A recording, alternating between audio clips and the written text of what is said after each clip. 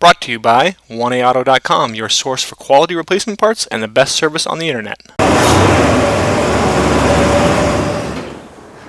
Hi, I'm Mike Green. I'm one of the owners of 1A Auto.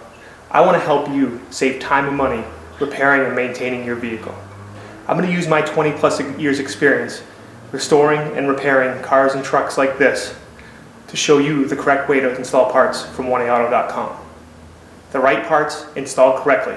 That's going to save you time and money. Thank you and enjoy the video. In this video, we're going to show you how to do a front brake job on this 1998 Volvo S70, same as any 98 to 2000. Tools you'll need are jack and jack stands, breaker bar, or a ratchet with a pipe for some extra leverage, 15 and 19mm sockets, T47 Torx bit, flat blade screwdriver, large hammer, large C-clamp, a torque wrench, and a 10mm wrench. If you don't have the benefit of their tools, you'll want to use a 19mm socket and ratchet and a breaker bar or your tire iron. Loosen the lug nuts while your car's on the ground, then lift it up and lift it up, secure it, and then remove the lug nuts all the way.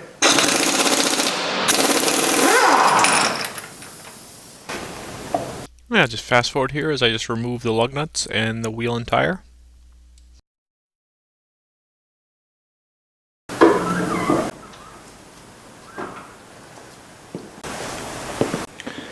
Okay, you can check the condition of your brakes. You can see here first the condition of your rotors. If you run your back of your fingernail along the rotor, you should feel some slight grooves, but nothing too big. And you can see actually as I spin the rotor, you can see that the pads, which are right next to the rotor, are still a good probably 3/8 of an inch thick or more, so there's plenty of life left, but I'm going to show you how to take these apart and put them back together anyways. To remove the caliper, you're going to remove two caps here. Okay, one there, and then one's right over here.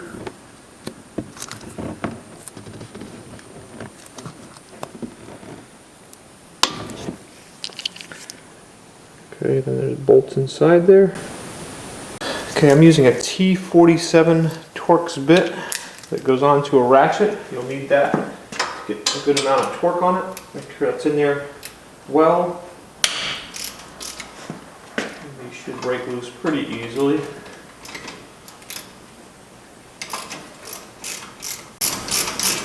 Okay, I'm going to speed up here as I loosen those up, and you loosen them and you kind of pull them out a little bit. You don't pull them all the way out of the caliper. You can just take a large screwdriver, put it right in here, and this does two things. It helps to loosen up so the caliper will come off. It also helps to reset the piston, which you'll need to do for the new pads. Okay.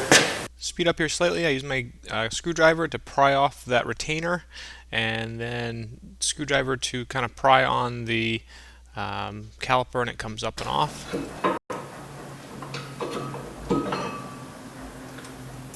Okay, the caliper comes off.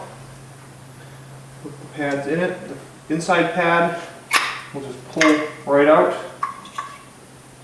Okay. And your outer pad, just pry out the end here, and it comes right out. And you can just kind of hang your caliper up like that for now. Now to remove your rotor, you'll need to remove this caliper bracket, which is held on by two 15mm bolts here and here. Okay, so these bolts are generally on there pretty tight. I'm going to put my ratchet on and use a piece of pipe to help me get some more leverage. Okay, nice and easy, controlled. Okay, I'm just going to speed up here as I repeat that for the top bolt, and then I just use my ratchet to remove the bolts the rest of the way.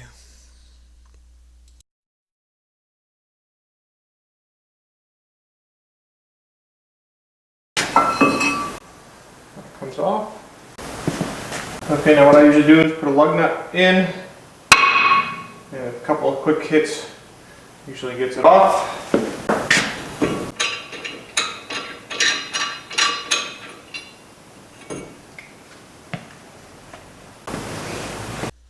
Okay, at this point I'm going to actually start putting the brakes back together, and you'll notice I'm not using new parts. That's only because this vehicle, the rotors and pads are fine, so I'm not usually one to put new parts onto a car that doesn't need it.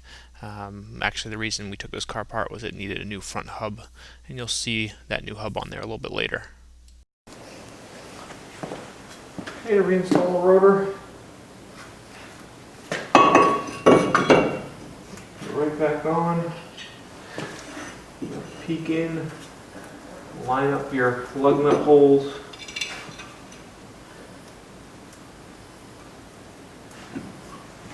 And then put the wheel alignment spike and use a 10mm wrench to tighten it up. And just make sure you work your disc on there, make sure it goes all the way on correctly to the hub.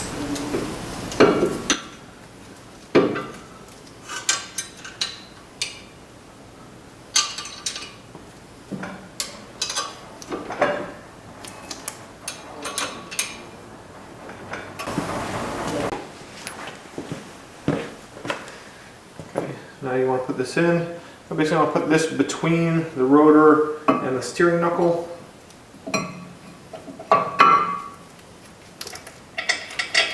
Work your bolts in.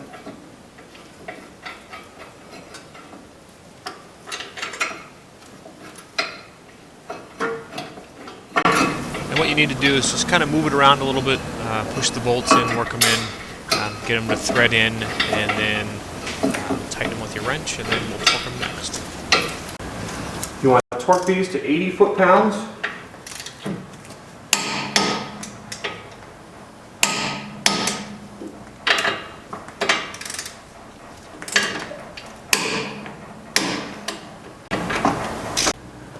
Okay, now what you want to do is make sure you force your piston and your caliper all the way back so you can put your old inner pad in.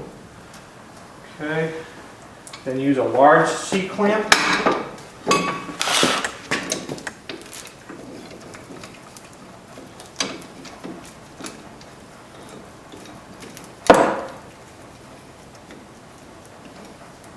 Okay, you tighten that C-clamp and it forces the piston all the way in.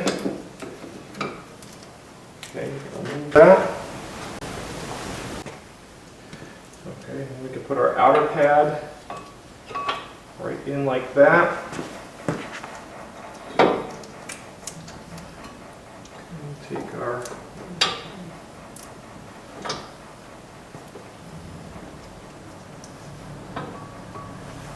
caliper, put it down on, and push our bolts in. Okay, torque these to 25 to 30 foot-pounds.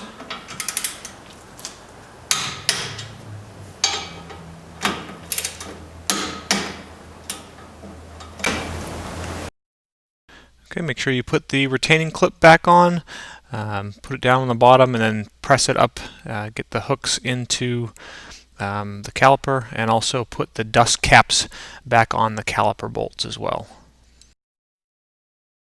You can see that the tire has, the wheel has a space here, and that goes over this spike. So I'm going to grab the spoke below that space, put the wheel on.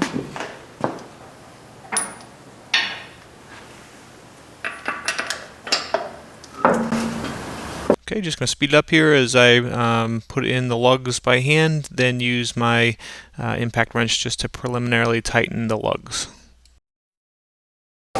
Torque your lug nuts to 100 foot-pounds.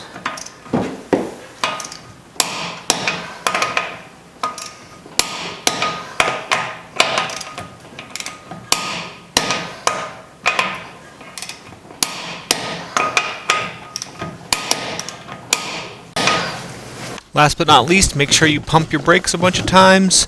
This resets the pistons and the calipers, and also just do test stops from 5 and 10 miles an hour before you road test the vehicle.